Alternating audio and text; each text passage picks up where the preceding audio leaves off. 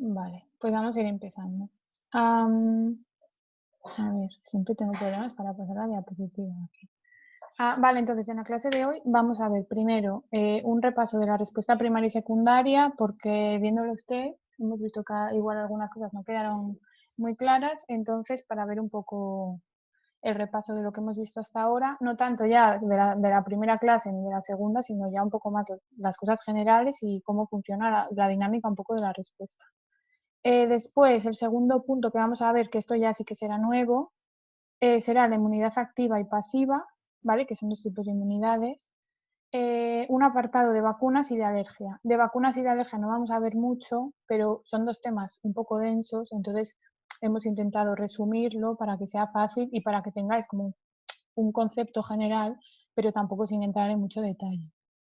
Entonces, bueno, las diapositivas de hoy sí que tienen un poco más de letra que las de los otros días, pero bueno, espero que con la explicación no se os haga muy pesado. Vale, entonces, empezamos por el repaso. Os recuerdo que la respuesta adaptativa habíamos dicho que tenía dos actores principales, que eran los linfocitos B y los T. Ambos pertenecían al linaje linfoide. Entonces, los linfocitos B eran las células que producían los anticuerpos, que eran las proteínas que llevaban a cabo la inmunidad adaptativa humoral, ¿vale? Que humoral siempre acordaros que está relacionado con molécula. Entonces, los linfocitos B producen anticuerpos y estos linfocitos B van a reconocer el antígeno en su forma total, es decir, directamente, en su forma soluble. A través de estos anticuerpos que, si recordáis, podían estar en la membrana del linfocito B en forma de receptor, ¿vale? Uniéndose a este antígeno, o los podían expulsar a nivel extracelular y secretar en forma de proteína soluble. Y después, por otra parte, teníamos los linfocitos T, que eran células, bueno, que se encargan de la inmunidad adaptativa celular, de la respuesta celular, y que estos, si bien los linfocitos B pueden reconocer al antígeno en forma soluble, los linfocitos T, no, perdón, necesitan reconocerlo procesado, el antígeno, y este procesamiento lo llevaban a cabo las células presentadoras de antígeno, ¿vale? Y se lo presentaban en forma de péptidos o de fragmentos. Entonces, estos linfocitos T podían ser de dos tipos, cooperadores, que también se llamaban CD4, ¿vale? Que son los linfocitos T que van a ayudar a la célula B a activarse para que produzca esos anticuerpos, o puede ser un linfocito T citotóxico o CD8, que estos eran los que iban a producir la muerte de las células que estaban infectadas por patógenos intracelulares, es decir, a virus y bacterias intracelulares. Y después, aparte de los linfocitos B y T, en la respuesta adaptativa teníamos un tercer actor que eran las células presentadoras de antígeno, las APCs. Las he puesto en otro color para que recordéis que estas células, que principalmente son macrófagos y células dendríticas, son células que pertenecen a la inmunidad innata, no a la adaptativa. Pero decíamos que eran las células que iban a hacer de puente entre la inmunidad innata y la adaptativa, porque lo que hacen es fagocitar el antígeno, procesarlo y presentárselo a las células T, que son de la adaptativa, en forma de fragmentos a través de unas moléculas que tienen en la superficie que se llaman MHC, ¿vale? Complejo mayor de histocompatibilidad. Entonces, de la respuesta adaptativa, linfocitos B y T, y luego tenemos las células dendríticas y los macrófagos, que lo que van a hacer es hacer de puente entre la innata y la adaptativa. Vale. Entonces, respuesta primaria, ¿cómo funciona? Eso es un recordatorio, ya lo deberíamos saber.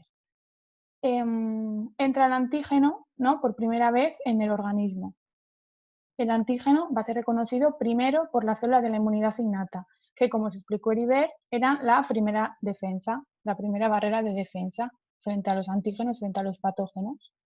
Entonces, una vez pasa, el antígeno entra en el organismo, tendremos a los macrófagos y a las células dendríticas, que son las células presentadoras de antígeno, que estarán en contacto, digamos, bueno, en la periferia, ¿vale? Y van a fagocitar el antígeno y lo van a procesar y lo van a llevar a donde están las células de la inmunidad adaptativa, que es en los órganos linfoides secundarios, ¿vale? Por ejemplo, los ganglios linfáticos, que eso ya lo vimos también en las clases anteriores.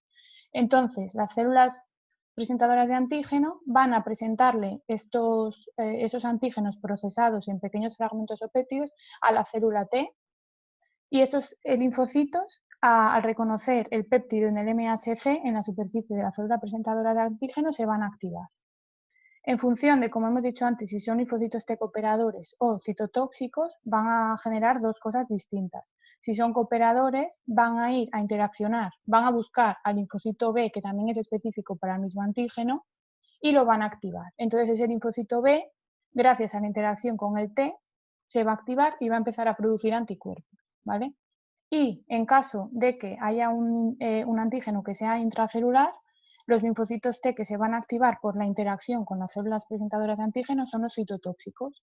Entonces lo que van a hacer es eliminar las células, como hemos dicho antes, que están infectadas. Que esto también lo hacen, si recordáis, las NKs. También son citotóxicas. Vale, entonces, cuando ya se han activado la célula B y la T, ¿vale? Y tiene lugar la respuesta, se generan unas células de memoria, que serán las que vayan a responder cuando vuelva a entrar el antígeno, y esto es lo que se conocía como una respuesta secundaria.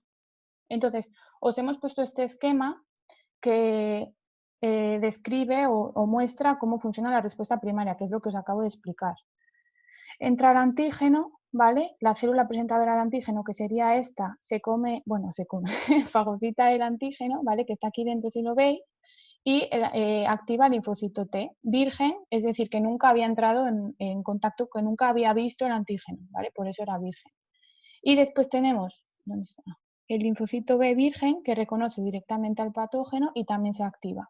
Entonces eso es lo que se llamaba expansión clonal, que os lo explicó Heribert, ¿vale? Se activan y empiezan a proliferar como locas. Empiezan a proliferar y se van a diferenciar pues, en células productoras de anticuerpos, en el caso de la célula B, que eran las células plasmáticas, que eso también lo hemos visto, y los linfocitos T en efectores.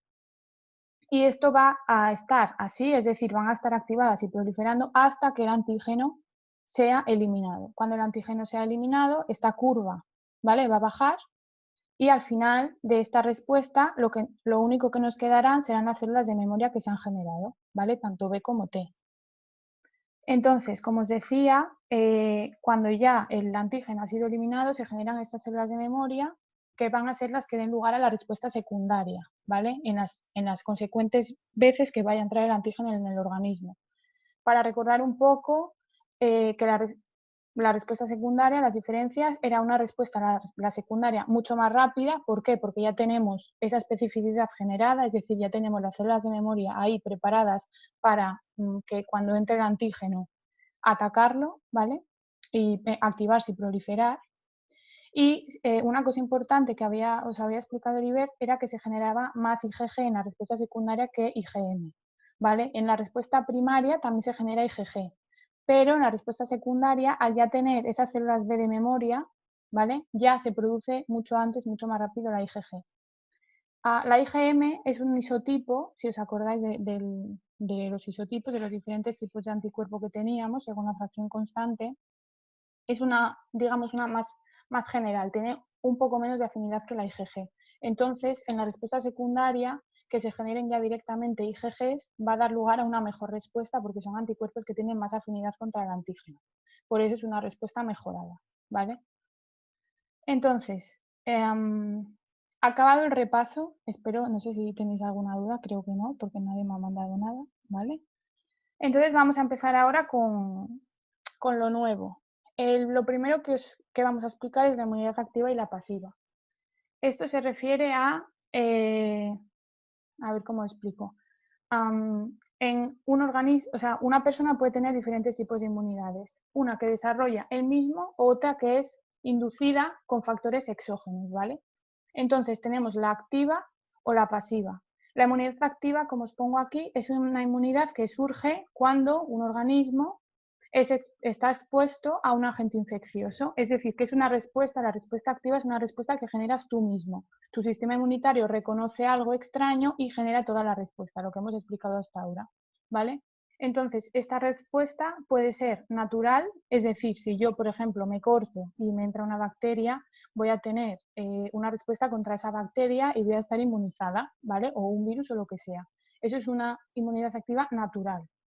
Sin embargo, también puede haber una inmunidad activa artificial, que son las vacunas, ¿vale? Si a mí me vacunan, me inyectan que luego lo veremos, o un virus, por ejemplo, un virus muerto, entonces mi sistema inmunitario va a generar una respuesta frente a ese organismo que está formando la vacuna. Entonces, es artificial, pero la inmunidad es activa porque es mi sistema inmunitario el que genera una respuesta, y lo más importante en la inmunidad activa es que se genera una memoria, porque estamos teniendo esa respuesta que nuestro sistema inmunitario está generando.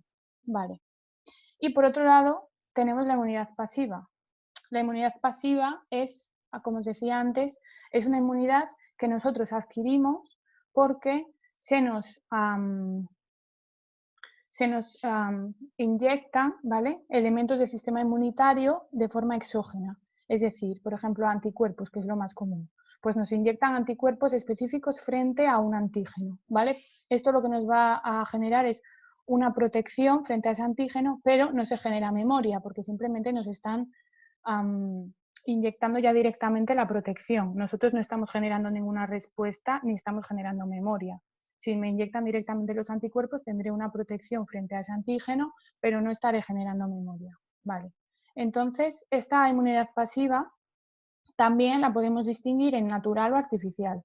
Por ejemplo, la natural, dos ejemplos muy claros, es cuando durante el embarazo la madre, a través de la placenta, hace una transferencia de anticuerpos, IgG, al feto. Y esto lo que le va a permitir al feto es estar protegido, ¿vale?, durante la fase del embarazo y después, ¿vale?, esas IgGs.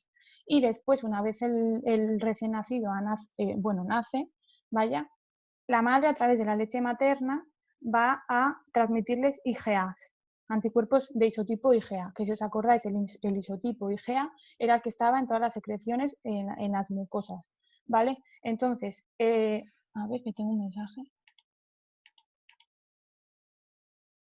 La natural ocurre con el SIDA, me preguntan. ¿Natural y activa o pasiva? Eso es, natural, activa o pasiva. Bueno, yo sigo explicando y después de esta diapositiva va a haber un esquema que creo que os va a quedar bastante claro con ello, entonces, bueno, ahora lo comentamos. Acabo con la explicación y ahora lo miramos. Entonces, como os decía, la natural, pues la pasiva natural, a ver, perdón. La pasiva natural ocurre con el SIDA. No, la natural no puede ocurrir con el SIDA, sería en todo caso la artificial. Sí. Si te inyectan anticuerpos específicos contra el virus del SIDA, que ahora lo voy a explicar. El caso del SIDA, que ahora Rebeca explicará a partir de la vacuna, pero yo en la siguiente clase, cuando hable de inmunopatología, hablaré más del tema. Es muy complicado el tema. No es tan fácil, por eso Sí. se lleva tantos años investigando y no se ha generado todavía una terapia totalmente eficiente. Y en el caso de, sobre todo, la inmunidad pasiva natural, tener en cuenta que es básicamente recién nacido y madre. Exacto, ¿vale? ya está. No a nivel de adulto o niño o adolescente, No natural ocurre. pasiva no ocurre. Eso es. Lo natural, o sea, la pasiva es que recibes elementos del sistema inmunitario de forma exógena.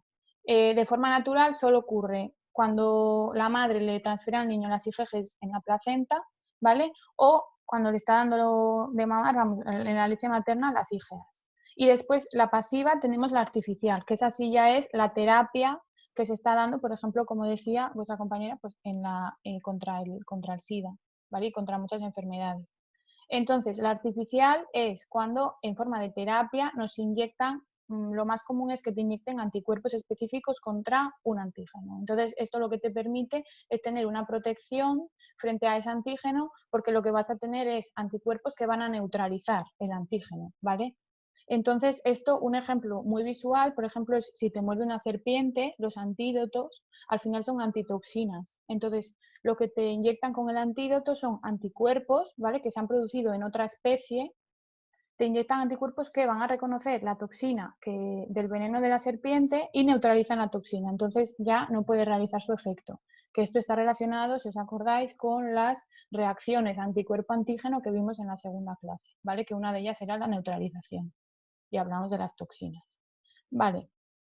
Entonces, también os pongo aquí que también se puede hacer transferencia de células directamente, no solo de anticuerpos. Que esto se denomina transferencia adoptiva de células. Es algo bastante complicado y para algunas para algunos tratamientos, pues más dirigido a cáncer o a, a inmunodeprimidos y tal, pues está más enfocado a esto, ¿vale? La seroterapia es más general, pero bueno, no me enrollo. Estos son los 4 tipos de inmunidad que se pueden tener y creo que quedan bastante claros en este esquema. A ver, ¿vale? Que lo resume bastante bien, yo creo. Tenemos la inmunidad activa, que como dice aquí, surge en respuesta a una infección o a vacunación. La natural sería pues una infección que ocurre de forma natural, pues estamos expuestos a muchos agentes infecciosos, entramos en contacto con él y nos inmunizamos, generamos una respuesta. Eso es la inmunidad activa natural. Después tenemos la artificial, que es la respuesta que generamos cuando nos vacunan, ¿vale? Que se genera una memoria. Y por otro lado tenemos la inmunidad pasiva, que surge después de recibir anticuerpos de otra persona o de otra parte, quiere decir pues de otra especie o producidos en otra especie o lo que sea. Entonces, dentro de la pasiva también tenemos o la natural o la artificial. La natural, como hemos dicho, de la madre, y la artificial con seroterapia, es decir, que nos inyectan anticuerpos. Vale. Y aquí os he puesto un esquema que simplemente lo que sirve es para que tengáis claro que con la respuesta activa, ¿vale? Como es una respuesta que generamos nosotros mismos, se genera una respuesta también celular, pues es específica y se genera memoria. Sin embargo, con la inmunidad pasiva también es específica, ¿vale? Porque las proteínas, los anticuerpos que nos están inyectando son específicas contra un agente infeccioso, contra un antígeno determinado, pero no se genera una memoria. Por eso nos están transfiriendo una protección, pero no es una protección a largo plazo, ¿vale? La única forma de producir una protección a largo plazo es generar memoria. Entonces sería a través de una inmunidad activa, que es en lo que se basan las vacunas, ¿vale? Entonces, espero que haya quedado claro esta parte. Bueno, lo del VIH creo que ya ha quedado claro que no es una inmunidad pasiva natural, sería una artificial, ¿vale? Sí, en la próxima clase Heriberto os hablará más del VIH. Vale, entonces ahora, siguiendo con el tema de las vacunas, vamos a entrar ahora ya más en el bloque de aplicaciones, enfermedades, respuestas, un poco a lo que se sale un poco de lo que sería una respuesta inmunitaria normal, ¿vale? Entonces empezamos ya a hablar de las vacunas. Solo son 2 o 3 diapositivas, no he querido enrollarme mucho. Y bueno, a ver, las vacunas, lo que os quiero transmitir con esto es simplemente los conceptos básicos, los tipos básicos de vacunas que hay y sobre todo su importancia, ¿vale? Porque el descubrimiento de las vacunas marcó un antes y un después en la historia de la humanidad. Entonces, como digo aquí, el nacimiento de la inmunología como ciencia se produjo cuando Edward Jenner, ¿vale?, desarrolló la primera vacuna que fue contra la viruela, que en 1796, que de hecho la viruela fue la primera enfermedad en ser catalogada como oficialmente erradicada, que creo que fue en 1980, creo que lo tengo luego, pero bueno, que no os voy a dar mucho la chapa con la historia tampoco. Simplemente para que veáis que el nacimiento de la inmunología como ciencia tuvo lugar con el desarrollo de una vacuna, por eso es algo muy importante también. Entonces, ¿qué es una vacuna? Pues una vacuna es una preparación que permite que el individuo al que se le inyecta esta vacuna desarrolle una respuesta que le va a proteger frente a futuras infecciones por el agente infeccioso o por el patógeno. Entonces, estas vacunas, como decíamos, son inmunidad activa porque tú estás generando una respuesta, ¿vale? Una respuesta celular, una memoria, pero es artificial porque es algo que no es que el virus o la bacteria entre en contacto contigo de forma natural, sino que alguien te está inyectando esa vacuna, ¿vale? Por eso es inmunidad activa artificial. Digo, bueno, que la mayoría de las vacunas que se utilizan actualmente se basan en la inducción de inmunidad humoral, es decir, que con la vacuna lo que se busca es que se generen anticuerpos para que cuando el antígeno, bueno, el patógeno, vuelva a entrar en contacto con tu organismo, tú ya tengas esos anticuerpos ahí generados por esas células de memoria y por esas células plasmáticas, ¿vale? Bueno, sobre todo por las células plasmáticas, que lo puedan neutralizar y que se te pueda dar una respuesta mucho más rápida y tú estés protegido ya frente a ese agente patógeno. Entonces, hay varios tipos de vacunas. La clasificación es bastante amplia, es decir, hay bastantes, y con el desarrollo, digamos, de las tecnologías a nivel de laboratorio y tal, Se están generando cada vez más tipos y con técnicas más novedosas, pero las más importantes son dos, que son las que están arriba. Y después hay un tercer tipo, que son las fragmentadas. Dentro de estas he puesto todas las demás, que son como las más novedosas, pero los que tienen que quedar claros son las dos principales, que son las que están puestas arriba. Ambas tienen, o sea, cuando te inyectan una vacuna, tanto inactivada como atenuada, lo que están haciendo es inyectarte el organismo entero, ¿vale? Por eso las dos primeras serían enteras, se denominan vacunas enteras, y las del tercer apartado serían fragmentadas. Entonces, las vacunas inactivadas, en lo que se basan, o sea, contienen el organismo, ¿vale? El patógeno muerto. Y este patógeno puede haberse, bueno, lo pueden haber matado, digamos, por métodos físicos, como es el calor, o con químicos, como es el formaldehído, que es uno de los más comunes. Y, por ejemplo, vacuna contra la gripe, que es la que dan todos los años, pues es un ejemplo muy común de vacuna inactivada. Y después tendríamos vacunas vivas atenuadas. Esto quiere decir que lo que han hecho es, mediante diferentes técnicas, la más común es ir pasando el patógeno, ya sea el virus o la bacteria, por diferentes medios, ¿vale? Muchos pases, para que el patógeno lo que vaya haciendo es perder su virulencia, es decir, que no sea tan patógeno, bueno, tan patogénico sería. Es decir, que cuando te lo inyecten no pueda generar una respuesta como la que generaría si estuviera vivo. Bueno, vivo y no atenuado, mejor dicho, ¿vale? No sé si está quedando muy claro esto. Ejemplos, pues la viruela y la fiebre amarilla. Es decir, tenemos las inactivadas, que el patógeno está muerto, y las vacunas vivas atenuadas, que el organismo está, bueno, el patógeno está vivo, pero está atenuado para que no pueda, pues, proliferar y activar una respuesta como la que generaría, o sí, generar la enfermedad. En la atenuada, el virus o la bacteria no puede generar la enfermedad. Va a ser reconocido por el sistema inmunitario, se va a generar una respuesta, que es lo que se busca con la vacuna, pero no se puede generar la enfermedad. Pongo un asterisco aquí porque a veces, por ejemplo, con estas vacunas hay que tener cuidado, por ejemplo, con individuos que están inmunodeprimidos, ¿vale? Porque no deja de estar vivo el organismo. Pero bueno, las vacunas, que sepáis que son súper seguras y no hay ningún problema, pero hay algunos individuos pues, que si no tienen su sistema inmunitario totalmente en sus condiciones completas, digamos, y totalmente sano, pues las vacunas, pues, pero es lógico, tampoco pueden tener, bueno, no tienen un sistema inmunitario sano, digamos, o completo, entonces es preferible pues vacunas inactivadas, que sabes que el virus o la bacteria está muerto. Y después, como decía, hay vacunas fragmentadas, que estas digamos que son como más novedosas. Y hay diferentes tipos. Esto no es importante que lo sepáis, esto ya sería como el siguiente paso, ¿vale?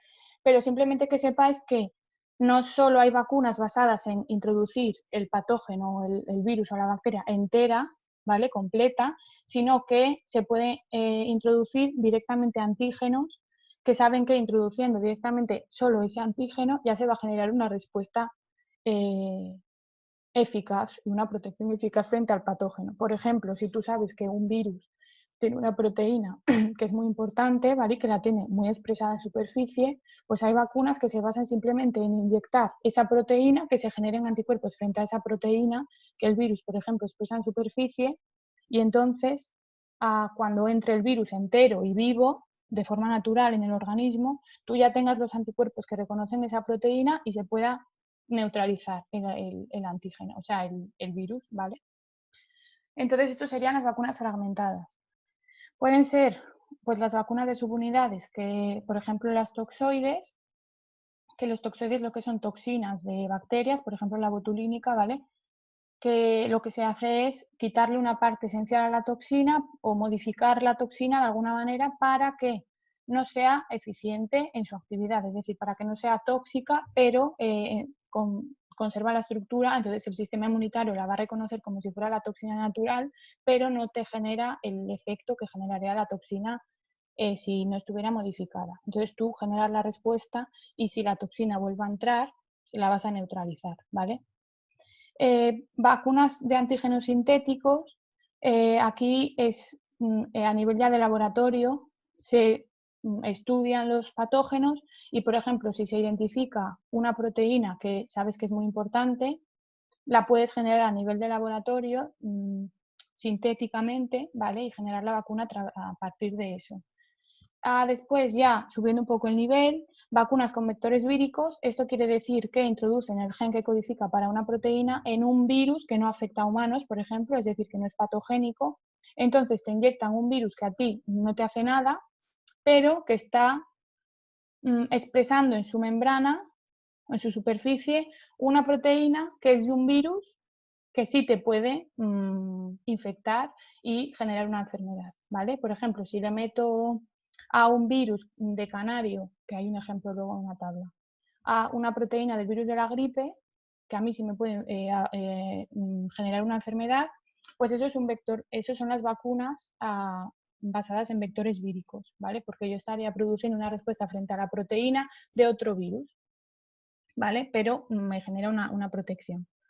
Y después, por último, tenemos las vacunas de ADN, que esto es como ya lo más de lo más, ¿no? Digamos, que es que te introducen directamente un ADN en forma de plásmido, que supongo que sepáis lo que es un plásmido, simplemente una secuencia de ADN y te inyectan esa secuencia de ADN directamente. Entonces, tu propio cuerpo, a través de esa secuencia de ADN, produce la proteína del virus o de la bacteria frente a la que quieres estar protegido. Si alguien tiene más curiosidad, le puedo explicar un poco más de las vacunas de ADN, porque me pareció bastante curioso y os lo quería nombrar.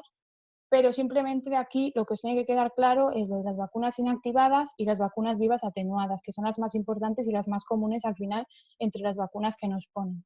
Pero también me parece importante que sepáis que hay otros tipos que no hace falta introducir siempre el organismo entero.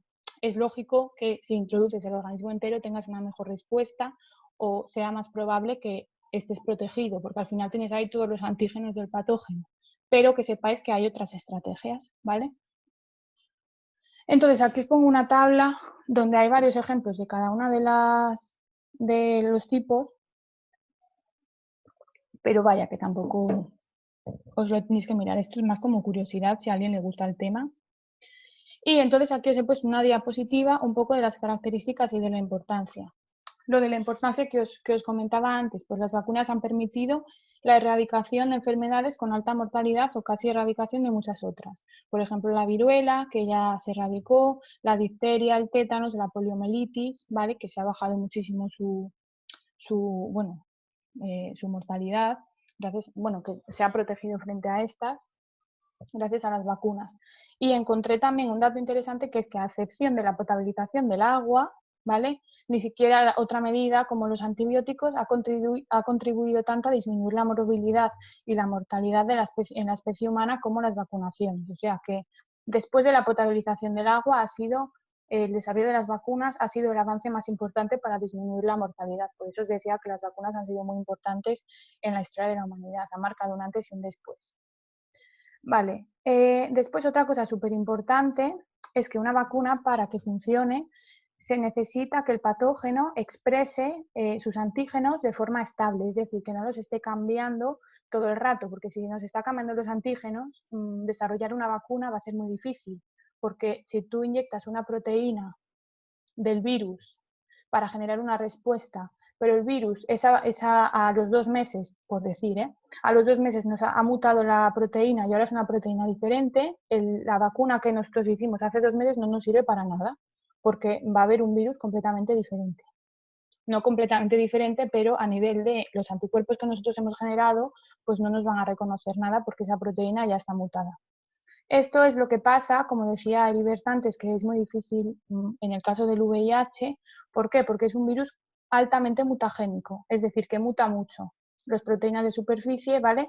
Las muta mucho. Entonces, está cambiando constantemente. Por eso es tan difícil y por eso no se ha conseguido todavía generar una vacuna que proteja frente a este virus, porque muta mucho. Entonces, es muy difícil, ¿vale? Y también os sonará pues, el caso de la gripe, también es un virus que es altamente mutagénico, también cambia bastante, no tanto como el VIH, pero también modifica bastante sus proteínas de superficie. Entonces, por eso es por lo que cada año nos tienen que tener unas vacunas diferentes. Entonces, lo que se hace es mirar qué cepas del virus, con qué proteínas de superficie están afectando en el hemisferio sur o en el norte, dependiendo, por ejemplo, nosotros estamos en el norte, pues mira qué cepas con qué proteínas están afectando en el hemisferio sur.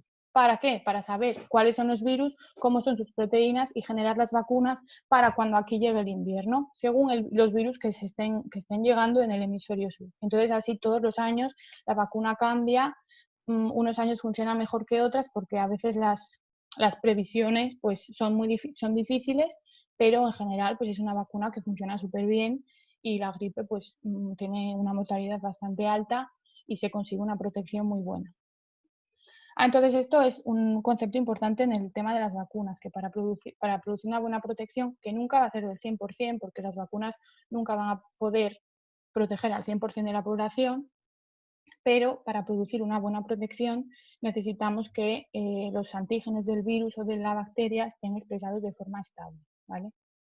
Y lo último del tema de las vacunas es que algunas vacunas se necesitan varias inyecciones, ¿vale? Varias inmunizaciones. Esto, por ejemplo, sonará pues, a las chicas, si os visteis la vacuna del papiloma humano, que por ejemplo eran 3 dosis, creo. Pues, ¿por qué es esto? Porque si esto es para que lo relacionéis un poco con la respuesta secundaria, que es lo que hemos hablado. Cuando nos inyectan una vez, va a haber una respuesta primaria, se van a generar las células de memoria, ¿vale? Pero si nos inyectan la bacteria o el virus, el patógeno, varias veces, se va a mejorar esta respuesta, va a haber una respuesta secundaria, se van a generar las células de memoria de mejor calidad, más anticuerpos, con mayor calidad. Entonces, lo que se busca es generar una mejor protección, ¿vale? Por eso hay dosis de recuerdo, que se llaman.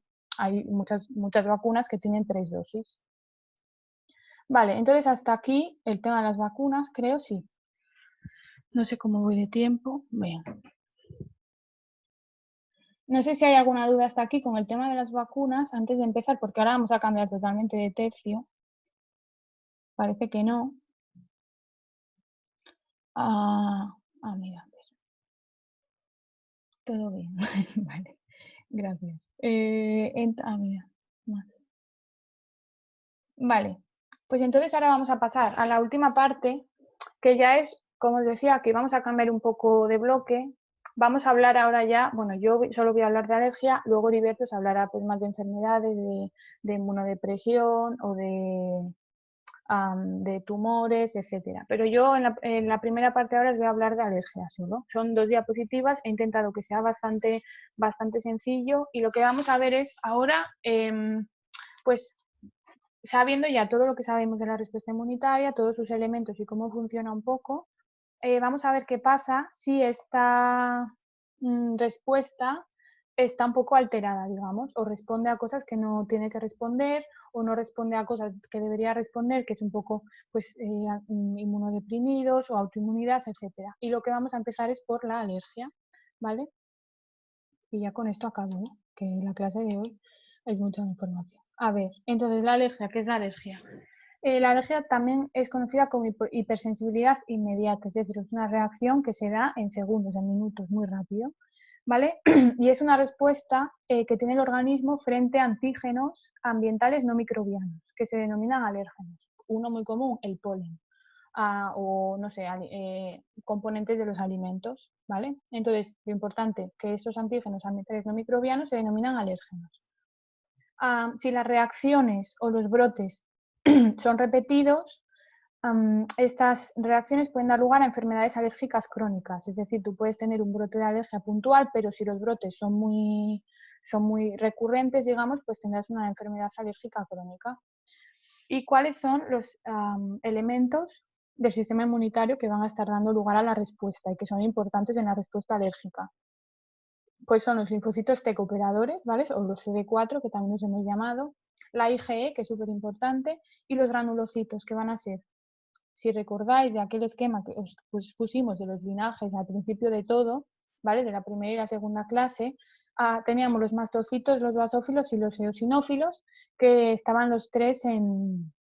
Bueno, y Heriberto creo que en la pasada clase también os hablo de ellos. Uy, perdón. ¿Qué es esto de levantar la mano? Bueno, perdón, es que me ha llegado un mensaje que no entiendo. Supongo que alguien ha pedido. Bueno. Alguien ha posado. No sé, no, pero no hay ningún mensaje en el chat, entonces entiendo yo que sigue. Bueno,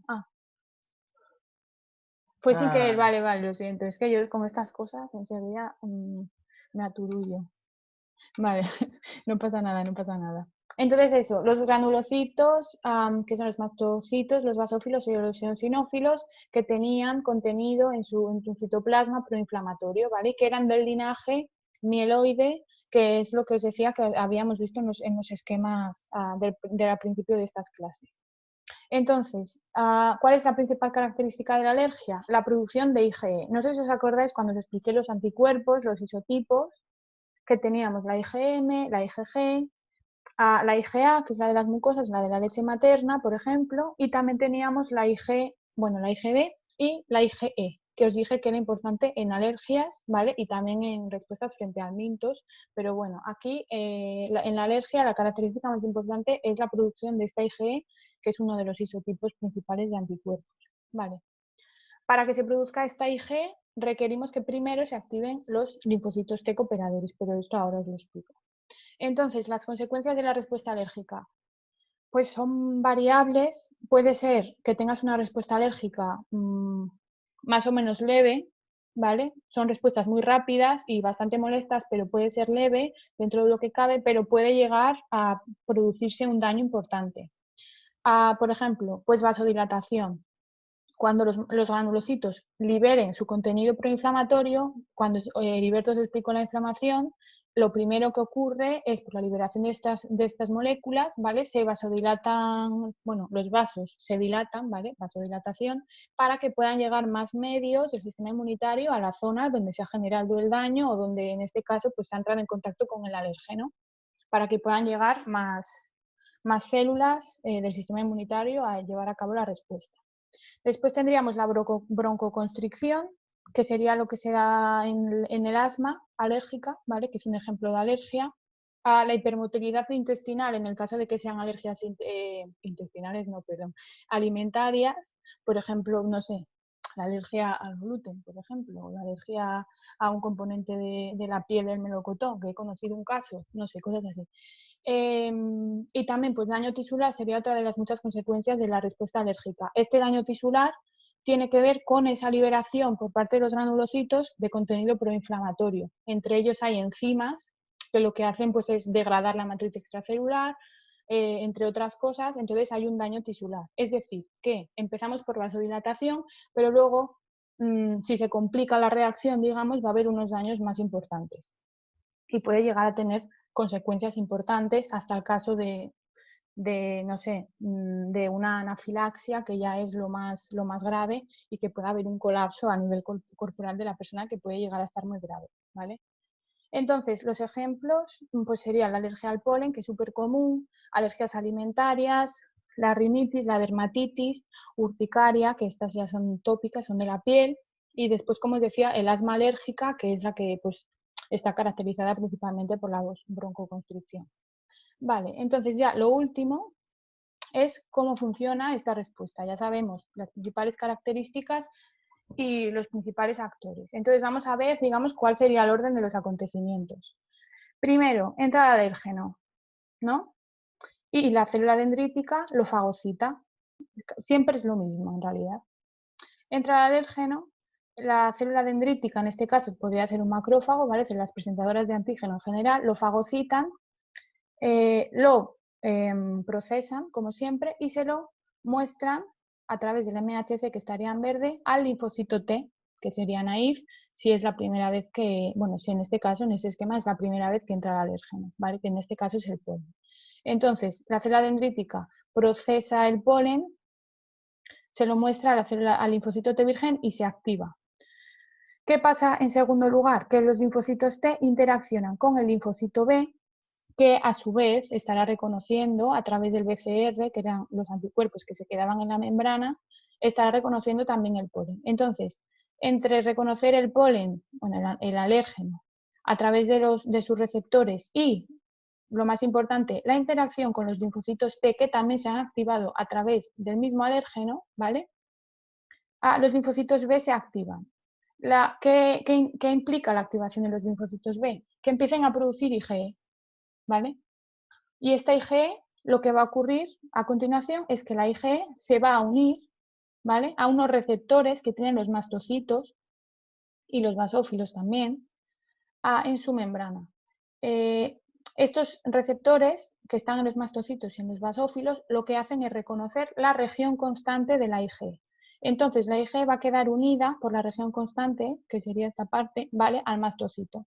Y esto lo que va a inducir la unión de la IgE al receptor es que el mastocito se active. Y esto es lo que se denomina como sensibilización. Es decir, tú entras en contacto por primera vez con un alérgeno, la célula T se activa, la célula B se activa y la célula B empieza a producir la IgE. Cuando tus IgEs específicas para ese alérgeno se han unido a los receptores de tus mastocitos, estás sensibilizado frente a ese alérgeno, ¿vale? Ya eres sensible, digamos, al polen en este caso. Y entonces, cuando el alérgeno vuelva a entrar y se vuelva a dar la respuesta, esos mastocitos se activarán y será cuando liberen las sustancias proinflamatorias, ¿vale? Entonces, la respuesta inflamatoria, como digo aquí, es inmediata y serán todos los efectos que os había dicho antes. Se liberan las enzimas, se liberan vasodilatadores, empiezan a llegar más células del sistema inmunitario y se da lugar pues, una respuesta inflamatoria, que es lo que os explicó Heribert en la primera clase, y entonces puede llegar, si esta respuesta inflamatoria, como os digo, pues se complica, habrá efectos más graves. Entonces, bueno, esto es un poco la secuencia y cómo funciona la alergia y es lo último que os quería explicar. Entonces, ya está, esto sería todo. Si alguien tiene alguna duda, este es el momento. Ya sabéis que me podéis preguntar cualquier cosa. Si hace falta que vuelva para atrás, pues volvemos para atrás. Así que, bueno, a ver si alguien se anima con alguna pregunta. ¿De las vacunas os ha quedado todo claro? ¿Alguna pregunta de las clases anteriores?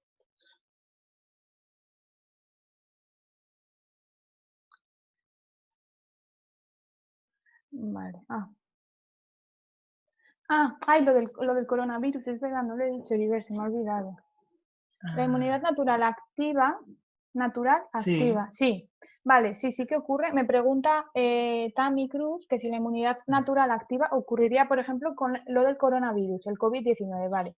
Sí, porque cuando entra el coronavirus generamos una respuesta, se generan anticuerpos frente al coronavirus, al COVID-19. Y es lo que os quería explicar, que se me ha olvidado, es que ahora lo que os he contado de la seroterapia, que es inmunidad pasiva artificial, ¿vale? Lo que se está proponiendo es aislar los anticuerpos que están... Pero ya te estoy preguntando por la de las vacunas, ¿no? La activa son vacunas. Activa natural, Heribert. Claro, natural. O sea, la activa natural no son las vacunas, la natural, la activa es que entra el virus en tu organismo de forma natural. ¿Sabes? Vale, sí. Vale, entonces, lo que me pregunta también es eso, que, entra el virus en tu organismo. ¿Ves? No, si no te has vacunaciones. No. Por eso te estoy diciendo, no. No, pero es que son dos personas diferentes, Heribert. Ella me está preguntando sobre la inmunidad natural activa. Y él algo de la vacunación, que es otra pregunta. Vale. Perdón, a ver, que nos ponemos aquí a discutir entre nosotros. Entonces, lo que me ha preguntado Tami es, ¿la inmunidad natural activa ocurriría, por ejemplo, con el COVID-19? La respuesta es sí. Entra el virus, generas una respuesta. Tus células van a reconocer el virus, las proteínas del virus, y se generan anticuerpos. Y es lo que os quería explicar de la seroterapia, que es lo que se está proponiendo ahora para tratar a los pacientes que tienen coronavirus. Lo que se está proponiendo es aislar de los pacientes que ya han tenido coronavirus y se han recuperado, ¿vale? ¿Cómo se dice? Bueno, que lo han tenido y se han recuperado, ¿sí?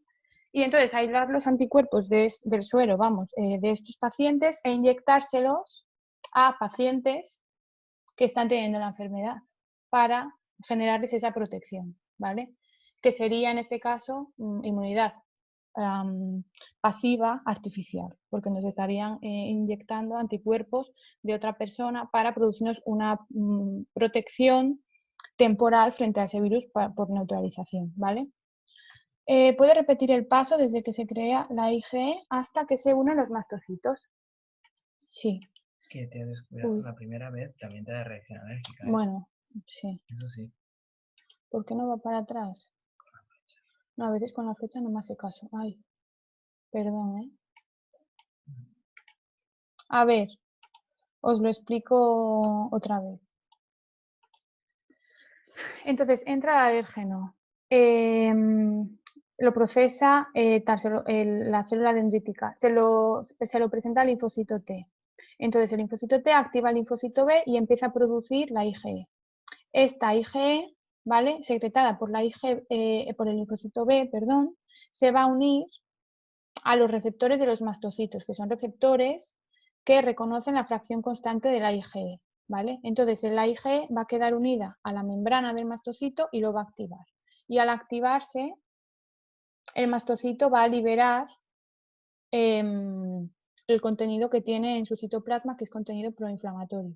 Me acaba de decir Iber, tienes razón. Os he dicho que te sensibilizas la primera vez y a la segunda vez que entra el alérgeno es cuando tienes la respuesta. La primera vez que entra el alérgeno también hay una activación del mastocito por la unión de esta IgE y también hay una respuesta, también hay una liberación.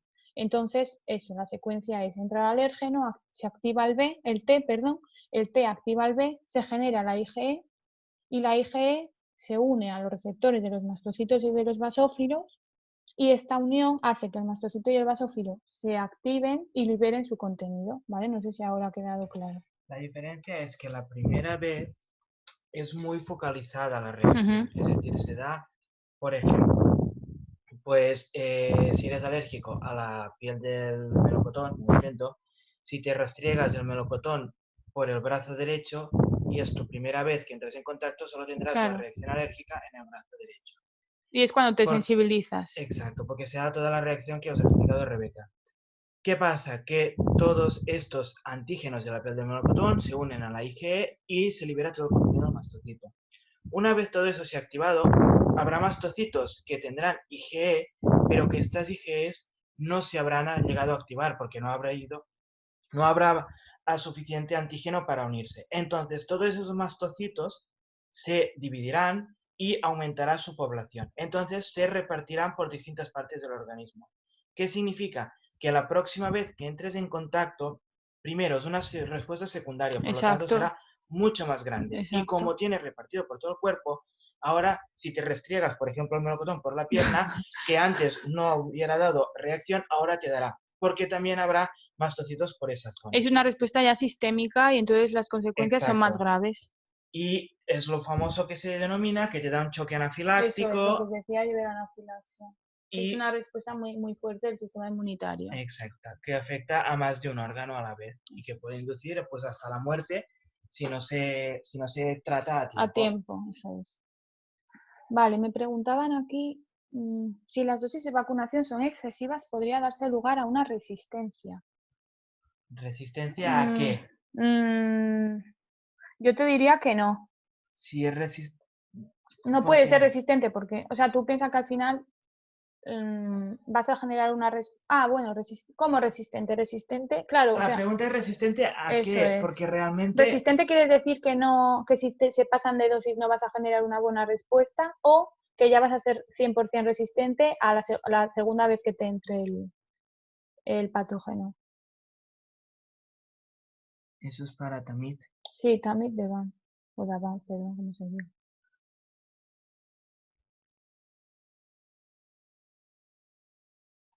Nos ha abandonado.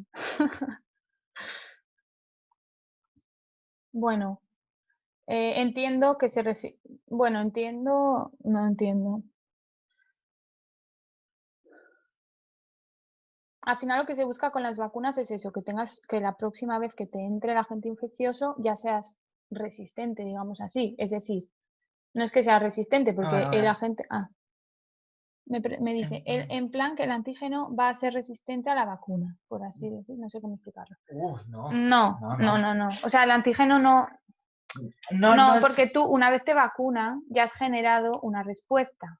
Entonces ya tienes esas células B produciendo los anticuerpos, las células T de memoria que van a reconocer el antígeno. Entonces, cuando te vuelva a entrar, al contrario, lo que se va a generar es una respuesta mucho mejor y mucho más rápida frente a ese antígeno, y el antígeno, bueno, el A ver, patógeno no te va a poder afectar y generar la enfermedad que te generaría, ¿vale? Si no te hubieras vacunado, porque los anticuerpos que tú tienes neutralizan el patógeno. yo creo que esta pregunta va más relacionada en relación a los antibióticos y la Ujú, resistencia de bacterias.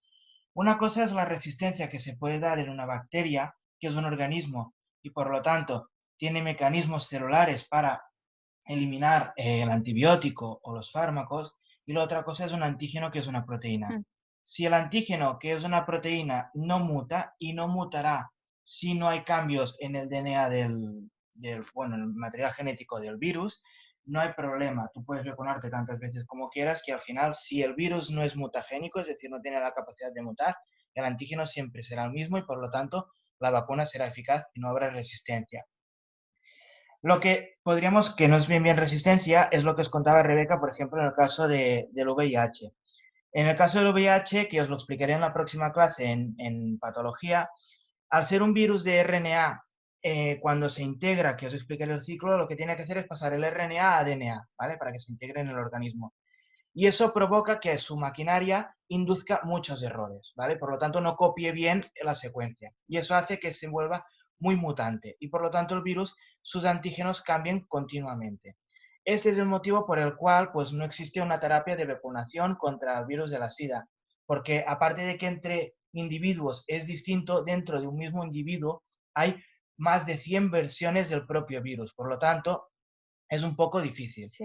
Entonces, a nivel de resistencia, de que un antígeno se vuelva resistente a la vacuna, no. No, Lo que te puede pasar es esto, que el virus mute y por lo tanto que tu antígeno sea distinto a tu vacuna y por lo tanto no es resistencia, sino claro. que directamente tu vacuna, podríamos decirlo así de forma vulgar, es inútil porque ya no sirve, ¿vale? La resistencia está más vista a nivel de Claro. microorganismos como son Y bacterias al final, que se vuelven resistentes a los antibióticos. al final, o sea, la resistencia implica que tú estás intentando matar o afectar de alguna forma a ese microorganismo. Por ejemplo, a través de un antibiótico, tú estás intentando matar a la bacteria. Pero con una vacuna, tú no estás intentando matar a la bacteria o al virus. Tú lo que estás haciendo es haciendo que el individuo al que has vacunado tenga ya las defensas preparadas para cuando entre ese antígeno. Entonces, un patógeno no puede ser resistente a una vacuna. Puede ser resistente, como dice Libertad, a un antibiótico, pero una vacuna no, porque una vacuna es previa a que llegue al agente infeccioso, ¿vale? Si no, no tiene sentido. Es previa a que llegue el agente infeccioso y lo que hace es induce que la persona, que el individuo tenga ya las defensas, las células y los anticuerpos ya generados para defenderse cuando cuando el patógeno llegue. Vale, espero que haya quedado bastante claro. Si hay alguien más que tenga alguna duda, también había pensado, porque habíamos visto Heriberto y yo que se han publicado cosas sobre cómo responde nuestro sistema inmunitario al coronavirus, y quizá si os parece interesante, después de que Heriberto de la clase de patología, podríamos hacer otra clase extra para hablar un poco sobre el coronavirus, pues las terapias que se están intentando, o cuáles podrían ser, cómo es el coronavirus, la estructura, o sí, las vacunas, bueno, una posible vacuna, pues hablar un poco de todo eso, ¿vale? No soy experta en coronavirus, pero bueno, buscaré la información y lo comentamos, ¿vale? Vale. Y además yo creo que si os entra algo, puede ser que os entre algo relacionado con Sí. el coronavirus, entonces también sería interesante para vosotros. Bueno, todo dependerá de cuando... Normalmente estas cosas pasa esto, ¿no? Que dices, hay una cosa que ha salido de noticias, seguro que sale en la tele. Hay veces que normalmente es del año que viene, porque los Ya, exámenes ya están, o sea, los ya. exámenes ya están redactados. Bueno, pero aún así, ya por conocimiento, pues también es Es interesante. verdad que no sé si lo habrán cambiado o no, porque como se han cambiado los criterios de Sí, selectividad, se han cambiado los exámenes, podría ser que entrara. Es verdad que es lo que dice, lo mejor es hacer una clase sí más de sí, conocimiento general, porque sí, algo supongo que caerá. sí, algo entrará. Y si no cae este año, el año que viene seguro que cae. Por ejemplo, en los exámenes de MIR para hacer la residencia de médicos que se hicieron a finales de enero ya cayó una pregunta de coronavirus. O sea, supongo que por la SL algo caerá. ¿Vale? Vale, pues no sé si alguien tiene alguna preguntilla más, si no cualquier cosa, por Discord o por donde queráis, nos podéis preguntar, tanto a Oliver como a mí. Ya os subí bueno, está subido el PowerPoint y también un test, 6 preguntitas fáciles, espero. Si tenéis cualquier duda también sobre las preguntas, me podéis preguntar. Y nada, no sé si Oliver os quería decir algo sobre la próxima clase, cuándo y eso. Bueno, no sé, ahora lo diré por Discord y también lo intentaré poner. Yo pensaba hacerla el martes por la tarde, el martes a las 5 de la tarde. Ahora este fin de me pondré a hacer el Power y os lo colgaré. Lo voy a preguntar por Discord y por Classroom y si os va bien, pues lo haría este día, ¿vale? Vale, pues, Y ya está. pues estamos, ¿no? No hay ninguna pregunta del tema ahora. Vale, pues nada, chicos, muchas gracias a vosotros por estar aquí escuchándonos y bueno, cualquier cosa nos decís. Que vaya muy bien.